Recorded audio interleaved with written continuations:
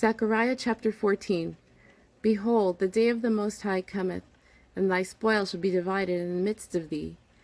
For I will gather all nations against Jerusalem to battle, and the city shall be taken, and the houses rifled, and the women ravished, and half of the city shall go forth into captivity, and the residue of the people shall not be cut off from the city. Then shall the Most High go forth and fight against those nations, as when he fought in the day of battle. And his feet shall stand in that day upon the Mount of Olives, which is before Jerusalem on the east, and the Mount of Olives shall cleave in the midst thereof toward the east and toward the west. And there shall be a very great valley, and half of the mountain shall remove toward the north, and half of it toward the south. And ye shall flee to the valley of the mountains, for the valley of the mountains shall reach unto Azel. Yea, ye shall flee as ye fled from before the earthquake in the days of Uzziah king of Judah.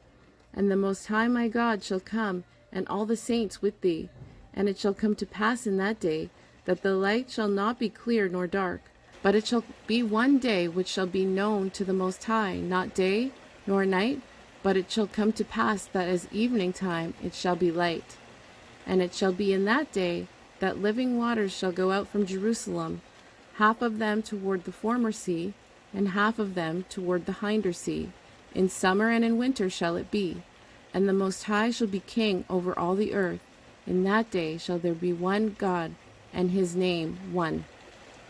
All the land shall be turned as a plain from Geba to Rimmon, south of Jerusalem, and it shall be lifted up and inhabited in her place. From Benjamin's gate unto the place of the first gate, unto the corner gate, and from the tower of Hananel unto the king's winepresses. And men shall dwell in it, and there shall be no more utter destruction, but Jerusalem shall be safely inhabited.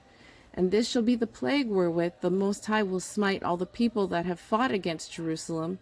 Their flesh shall consume away while they stand upon their feet, and their eyes shall consume away in their holes, and their tongue shall consume away in their mouth. And it shall come to pass in that day that a great tumult from the Most High shall be among them, and they shall lay hold every one on the hand of his neighbor, and his hand shall rise up against the hand of his neighbor. And Judah also shall fight at Jerusalem, and the wealth of all the heathen round about shall be gathered together, gold and silver and apparel in great abundance. And so shall be the plague of the horse, of the mule, of the camel, and of the ass, and of all the beasts that shall be in their tents, as this plague.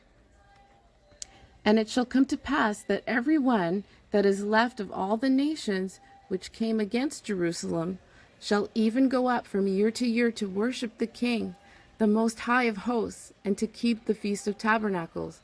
And it shall be that whosoever will not come up of all the families of the earth unto Jerusalem to worship the King, the Most High of hosts, even upon them shall be no rain.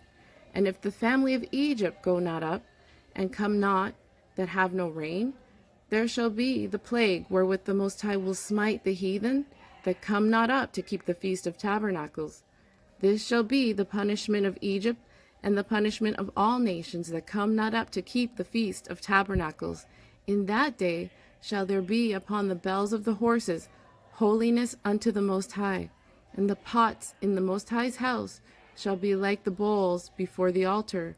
Yea, every pot in Jerusalem and in Judah shall be holiness unto the Most High of hosts, and all they that sacrifice shall come and take of them, and seethe therein. And in that day there shall be no more the Canaanite in the house of the Most High of hosts.